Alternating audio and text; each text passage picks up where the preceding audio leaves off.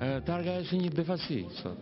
Është e padiskutueshme domethënë që është kret një gjë e papritur, sidomos kur mora vesh edhe se cili është autori.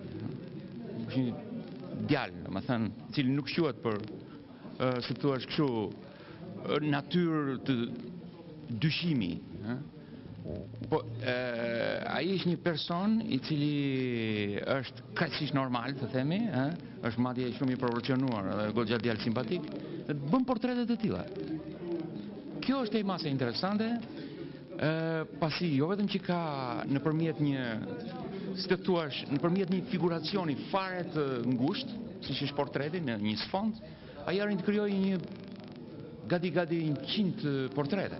Pikërisht sa lloj forme piturore, mund ta asociojnë ti dhe një emër, një titull, apo është një rrymëre? Sigurisht që kjo tani lëvizjet artistike janë kryer edhe nga njerëz që nuk kanë pasur ndonjë edukim artistik. Sepse nëse dele nga akademia, nuk ma ha mendje se mund t'i qasesh në këtë mënyrë pikturës.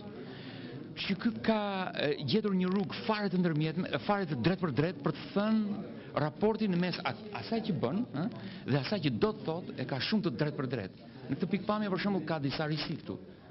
Risia më e madhe është që arrin të emocionoj me një sarkazm, me një transformim të fytyrës, transformime të cilat nuk janë gjë tjetër veç se simbole të egërsisë së njeriut, të distancës prej nesh, të atyre fytyrave, të një lloj si thua zvetënimi të personalitetit të njeriut, edhe gjitha këto portrete groteske, duke sikur kanë influencë nga artet negre, artet e egra, të themi të popujve të vjetër.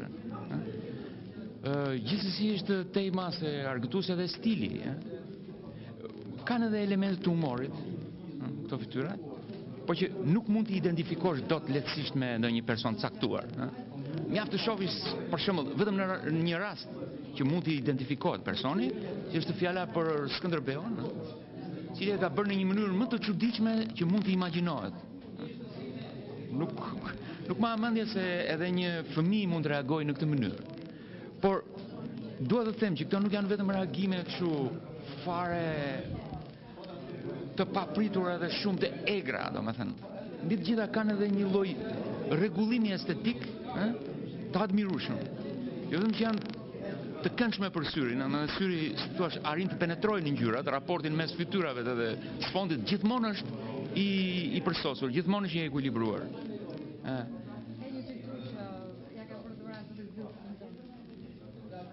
Vërtet? Po unë tani megjithatë po unë sapo pash të verdhën, kuptimi drejt për drejt, edhe ajo si thua trilli në këtë rast, nuk është tjetër veç se ngjyra e verdhë që me të cilën e identifikon Bill Clintonin. Ky piktori Tragaj. Po unë mendoj për shembull që kudo që të vesh, nuk mund të të shitet nga mendja ky imazh. Dhe në këtë pikpamje këta persona të tillë ngadonjëherë bëjnë një mini revolucion, për të mos thënë që bëjnë një hapin shtigje të çuditshme, ngadonjëherë nuk i bëjnë edhe profesionistët këto gjëra, po ajo që desha të thesha si piktor që jam, është që ky e ka demistifikuar Telajon. Telaju e bardh është një frikë e vërtet për piktorët, derisa arrin ta modelojnë. Kurse kam idenë që zoti Tragaj nuk e ka këtë vuajtje edhe këtë frikë. Ai e sundon me njëherë Telajon, domethënë e ka në mendje atë që do të bëjë, edhe nuk e mundon sipërfaqja e Telajos, domethënë për të krijuar një distancë midis tij dhe. Mendoj për shembull që është një, nuk e di se si ka qenë puna nëse është publikuar në ndonjë nivel.